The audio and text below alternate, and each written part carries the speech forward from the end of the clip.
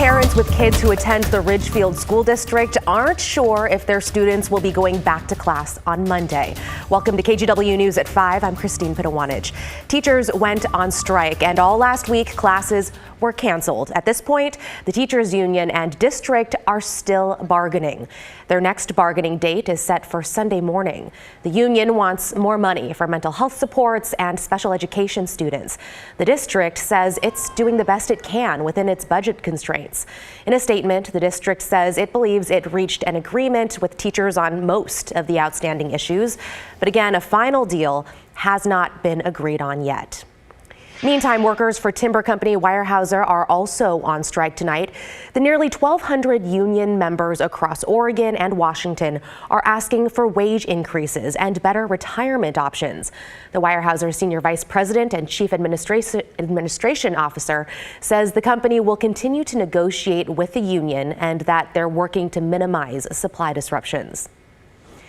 And creators and artists now have a new voice when it comes to selling online, primarily on the website Etsy. It's a go-to place to find unique handmade goods. But as this platform grows, sellers want to ensure they can still profit. Our Alma McCarty spoke with a local artist about being involved in a brand new group aimed at advocating for sellers. Every weekend, hundreds flock to Portland's Saturday Market, browsing and buying. Would you like a sticker? From local artists and creators. Little happy faces for your happy pills. And it's here that you'll find Thread Tenenbaum. 70% of people take pills, so why are 100% of pill organizers like offensively ugly and boring? They are pill organizers created to correct that, crafting ones people might actually like. We have enough reminders of why we don't feel good. This is my way of being in the world. It's like, I see you. I know that you're a person. You're a wonderful person. You're a personality, and you deserve a pill organizer that reflects that. They got their start back in 2021. Started making them as gifts for friends, then their friends wanted some, and it's been growing ever since then. In addition to selling in person, Thread sells online, making use of the popular website Etsy. But recently, many creators found the e-commerce platform made some unfair changes, from allowing resellers to upping seller fees, all amid record sales. For artists like Thread, this has made it more difficult to sell and profit. For me, like as a disabled maker, like I'm in a very small margin of what I'm trying to do. And Etsy has so much potential, but they have gotten so massive and so monolithic, it's really difficult for all of us small makers to advocate for ourselves. These issues led to a strike this spring, with nearly 30,000 sellers joining together in a week-long protest. It really brought a lot of eyes, minds, and hearts to the cause. And now those behind the strike formed a new labor organization, the Indie Sellers Guild, which launched on Labor Day. We need a voice, and we have a really big booming voice when we speak together. And we're not making unreasonable demands. We just want to be fairly compensated for our work. Threads created their own website and now uses Etsy to drive business there. But they hope the platform will get back to its roots, uplifting small sellers of unique goods. We don't need to keep breaking what's broken. We don't need to tear it down. We just need to rebuild it better. And this is the beginning of a long-term dialogue to have together of how can we make this a sustainable relationship both ways. We have reached out directly to Etsy to get a comment about the strike and changes since then, as well as this new guild, but have not yet gotten a response. In the newsroom, Alma McCarty, KGW News. Happening today, former Secretary of State Mike Pompeo campaigning in Oregon. Pompeo has visited several states already, and NBC News reports he's laying the groundwork for his 2024 presidential bid, assuming former President Trump decides not to run. Right now, our team is headed to Pompeo's campaign event, and we'll bring you the very latest on that tonight at 11.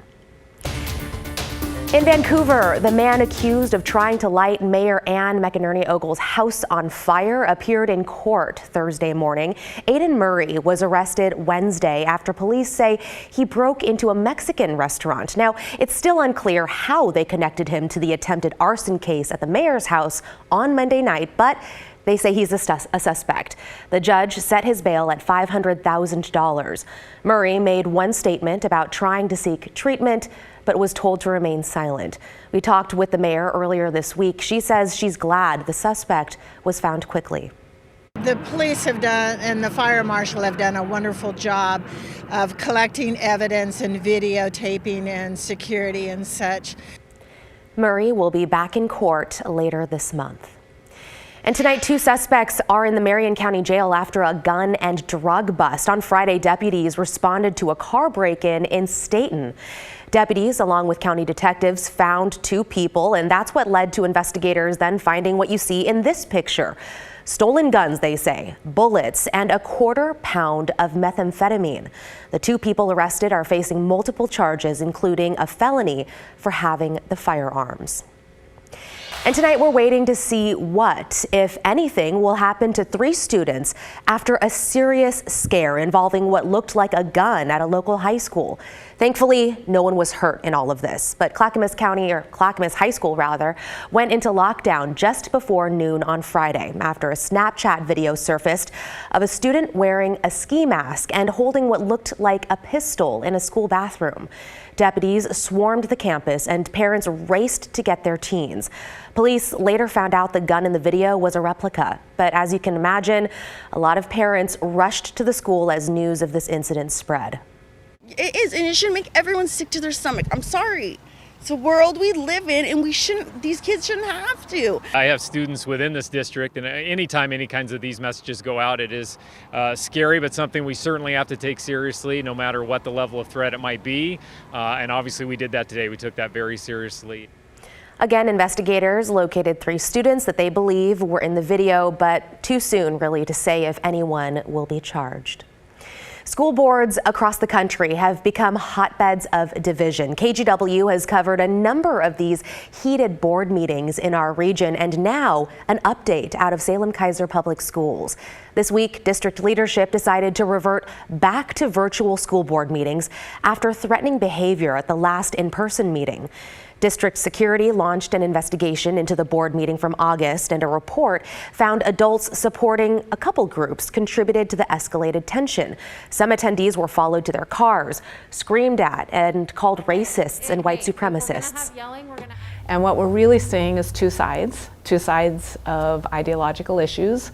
And it's coming into the boardroom in public comment, but also in public coming in. We're seeing threats of violence online. We're seeing escalation in the parking lot. So for the foreseeable future, Superintendent Christy Perry says school board meetings will remain accessible to the public online unless both groups find a way to be civil.